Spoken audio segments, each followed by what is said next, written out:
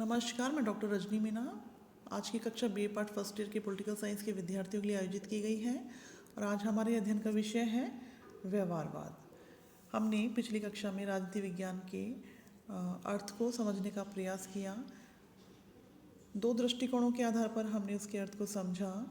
पहला परंपरागत दृष्टिकोण, जिसके अंतर्गत राजनीति विज्ञान को राज्य के अध्ययन, शासन के अध्ययन, राज्य एवं शासन दोनों के अध्ययन तक सीमित रखा गया, जबकि आधुनिक दृष्टिकोण के अंतर्गत राजनीति विज्ञान को शक्ति एवं शक्ति के लिए संघर्ष के अध्ययन तक विस्तृत किया गया। प्रभाव एवं प्रभावशाली के अध्ययन के रूप में राजनीति विज्ञान को देखा गया। राजनीति विज्ञान को निर्णय लेने की कला या फिर मूल्यों के सत्तात्मक वितरण के रूप में देखा गया। व्यवहारवादी उपागम राजनीति विज्ञान के आधुनिक दृष्टिकोण के विकास का अगला चरण है। व्यवहारवादी शोध वास्तविक व्यक्ति पर अपना समस्त ध्यान केंद्रित करती है, ऐसा डेविड ईस्टन ने कहा। रॉबर्ट डहल ने कहा कि व्यवहारवादी क्रांति परंपरागत राजनीति विज्ञान की उपलब्धियों के प्रति असंतोष का परिणाम है, जिसका उद्देश्य राजनीति विज्ञान को अधिक वैज्ञानिक बनाना है। व्यवहारवाद के कारण कौन कौन से हैं, सबसे पहले हम यह जानने का प्रयास करेंगे।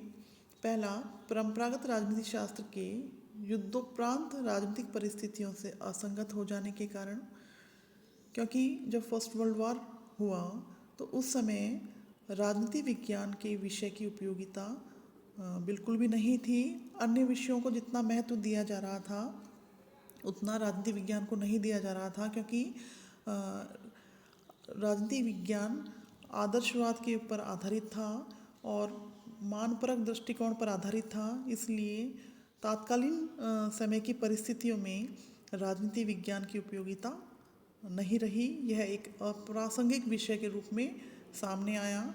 इसलिए जो परंपरागत राजनीति शास्त्र के युद्ध उपरांत राजनीतिक परिस्थितियों से असंगत हो जाने के कारण ऐसे राजनीति विज्ञान के अंतर्गत ऐसे प्रयोगों की आवश्यकता हुई जो इसे अधिक वैज्ञानिक बना सके, इसकी उपयोगिता को स्थापित कर सके। अन्य सामाजिक विज्ञानों में अध्ययन के नवीन तरीकों तथा उपकरणों का प्रयोग किया जा रहा था। उनसे प्रेरणा लेकर व्यवहारवादी उपागम के बारे में अनुसंधान किया जाने लगा। समाजशास्त्रीय विधियों द्वारा राजनीतिक समस्याओं के अध्ययन का श्री गणेश भी इसके अंतर्गत किया गया। युद्ध के बाद की राजनीतिक चुनौतियों का वैज्ञानिक एवं व्यवस्थित विश्लेषण संभव बनाने के लिए भी इसका प्रयोग किया गया व्यवहारवादी उपागम का। अन्य सामाजिक विज्ञानों से राजनीति शास्त्र में बहुत पिछड़ जाने के कारण भी इसके बारे में अध्ययन की आवश्यकता महसूस हुई, क्योंकि जो परंपरागत दृष्टिकोण है राजनीति विज्ञान का वो मानपरक दृष्टिकोण था, उसमें वैज्ञानिकता का अभाव था। इसलिए विचारकों को महसूस होने लगा कि ऐसी शोध की आवश्यकता है या ऐसे उपागम के प्रयोग की आवश्यकता है जो राजनीति विज्ञान को अधिक वैज्ञानिक बना सके और प्रासंगिक बना सके। इस प्रकार 1920 के बाद व्यवहारवादी उपागम के ऊपर अध्ययन शुरू हो गए। चार्ल्स ई मेरियम इसके बौद्धिक जनक माने जाते हैं। बाद में डेविड ईस्टन ने भी इस पर काफ़ी कार्य किया और व्यवहारवादी जो शोध था या व्यवहारवादी उपागम था, इसके बारे में जो अध्ययन किया जा रहा था, तो शिकागो के शिकागो जो यूनिवर्सिटी है अमेरिका के अंतर्गत, वहाँ पर जो राजनीति विज्ञान के लेखक थे व्यवहारवादी उपागम पे जो अनुसंधान कर रहे थे, उन्हें शिकागो संप्रदाय के रूप में जाना जाने लगा। व्यवहारवादी विकास के बारे में हम देखते हैं कि इसकी शुरुआत यदि हम प्रारंभ से देखें तो 1908 में ग्राहम वालास की बुक आई थी, ह्यूमन नेचर इन पॉलिटिक्स। ये इसका आधार बनी। एक विचारक थे F.A. बेंटले, उनकी बुक थी द प्रोसेस ऑफ गवर्नमेंट। वहीं से व्यवहारवाद की शुरुआत के रूप में एक कार्य प्रारंभ हो गया था। अमेरिका में चार्ल्स मेरियम ने 1925 में एक बुक लिखी न्यू एस्पेक्ट्स ऑफ पॉलिटिक्स, और यह अनुभववादियों की प्रेरणा स्रोत बनी। तो व्यवहारवाद के बौद्धिक जनक के रूप में चार्ल्स ई मेरियम का नाम सबसे पहले आता है। इन्हें चार्ल्स ई मेरियम को व्यवहारवाद का बौद्धिक जनक भी कहा जाता है। दो संस्थाएं व्यवहारवाद के विकास में बहुत आधारभूत बनी। पहला अमेरिकी पॉलिटिकल साइंस एसोसिएशन, दूसरा सोशल साइंस रिसर्च काउंसिल। ये दोनों संस्थाएं व्यवहारवादी शोध का एक तरह से आधार बनी। अधिकतर जो शोध किया गया इन्हीं संस्थाओं के अंतर्गत किया गया। व्यवहारवादियों के विचारों को व्यवस्थित करने में इन संस्थाओं का महत्वपूर्ण योगदान रहा। ऐसे विचार वाले राजनीति शास्त्रियों में आदान प्रदान और गहन विचार विनिमय को संभव इन्हीं संस्थाओं के माध्यम से बनाया जा सका। Harold Lasswell, David Easton, Almond Kaplan, Catlin Dahl, Lucian Pye, Mulford Q Sibley इन संगठनों से प्रत्यक्ष या अप्रत्यक्ष रूप से संबंधित रहे। डेविड ईस्टन ने व्यवहारवादी राजनीति के 8 लक्षण बताए जिन्हें उसे बौद्धिक आधार भी कहा जाता है। अर्थात हम कह सकते हैं कि जो व्यवहारवादी शोध किया जा रहा था पॉलिटिकल साइंस के अंतर्गत, उसे इसलिए अपनाया गया क्योंकि जो परंपरागत राजनीति विज्ञान था उसके अंतर्गत मानपरक दृष्टिकोण को अपनाया गया था। व्यवहारवादी शोध के माध्यम से, व्यवहारवादी उपागम के माध्यम से राजनीति विज्ञान के जो लेखक हैं उन्होंने पॉलिटिकल साइंस को वैज्ञानिक बनाने का प्रयास किया। और डेविड ईस्टन ने इसके 8 लक्षण बताए जिसे व्यवहारवाद के बौद्धिक आधार भी कहा जाता है। पहला है नियमितता।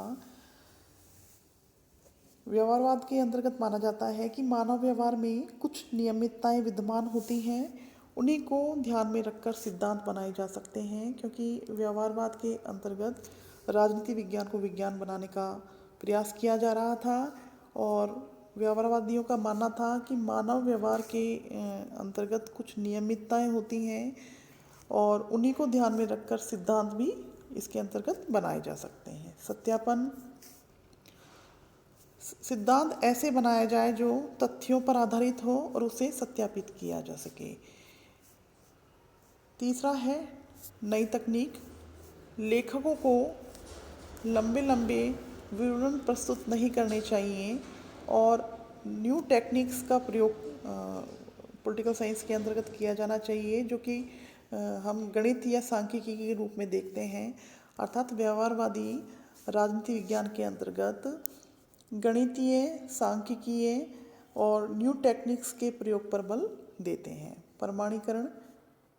लेखकों को तथ्यों को एकत्रित करना चाहिए, उनका मापन करना चाहिए और उनसे ठोस निष्कर्ष निकालने के प्रयास करने चाहिए। ऐसा व्यवहारवादी विचारकों को मानना था कि जो प्रमाणीकरण है उसके अंतर्गत, राजनीति विज्ञान के अंतर्गत भी लेखकों को तथ्य इकट्ठे करने चाहिए, उनका मापन करना चाहिए और उसके बाद ही ठोस निष्कर्ष निकालने चाहिए।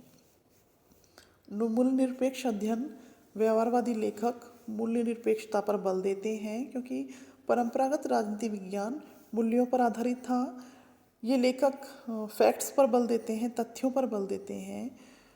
उनका मानना है कि मूल्यों के जाल में लेखक को नहीं फंसना चाहिए और मूल्य मुक्त सिद्धांत बनाने चाहिए। अर्थात सिद्धांत ऐसे हों जो तथ्यों पर आधारित हो, वैज्ञानिकता पर आधारित हो, तार्किक हो, मूल्य मुक्त सिद्धांत हो। क्रमबद्धीकरण।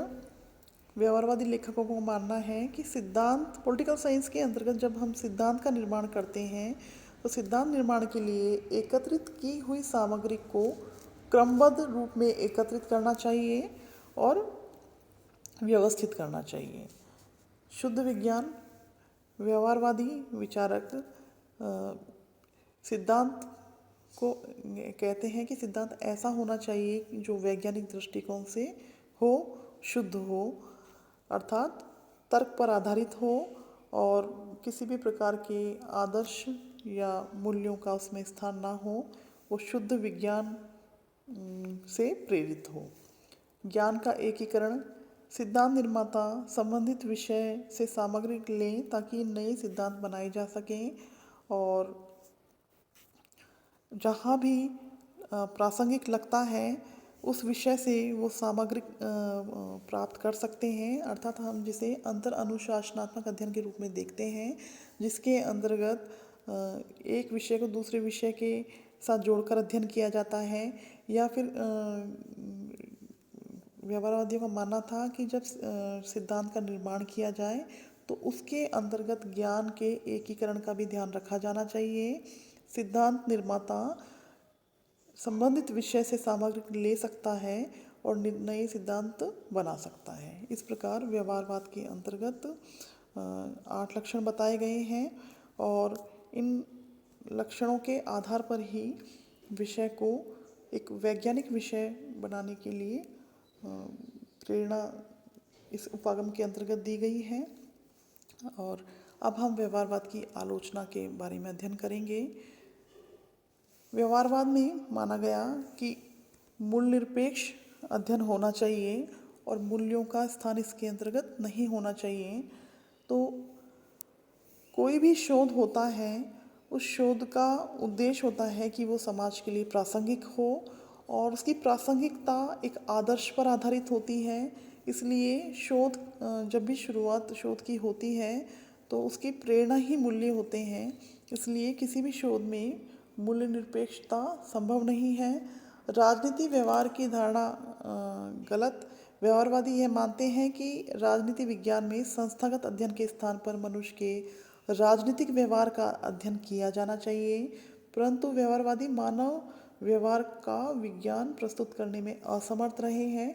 उन्होंने इस प्रकार की एक तरह से घोषणा तो कर दी कि जब भी हम राजनीति विज्ञान के अंतर्गत अध्ययन करें तो उसका आधार मानवीय राजनीतिक व्यवहार होना चाहिए, किंतु इस प्रकार का उन्होंने कोई विज्ञान प्रस्तुत नहीं किया।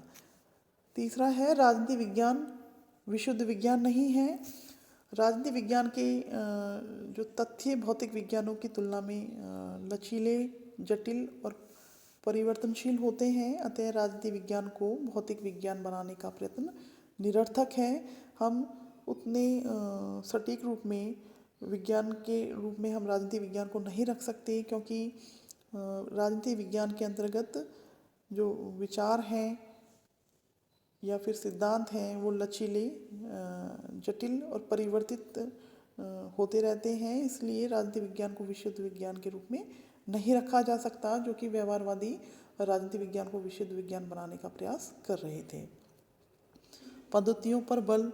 व्यवहारवादी लेखक तथ्यों और आंकड़ों को एकत्रित करने में इतने उलझे रहते हैं कि वह व्यवहारिक एवं महत्वपूर्ण तथ्यों को भी भुला देते हैं। केवल पद्धतियों को महत्व देना उनकी सबसे बड़ी कमजोरी है, क्योंकि केवल तथ्य और आंकड़ों के आधार पर ही कोई शोध पूर्ण नहीं होता और बहुत से जो मूल्य हैं या फिर व्यवहारिक आंकड़े हैं उन्हें वो इग्नोर कर देते हैं और केवल विषय को, अनुसंधान को वैज्ञानिक बनाने के प्रयास में इतने रत रहते हैं कि वो महत्वपूर्ण तथ्यों को भी भुला देते हैं।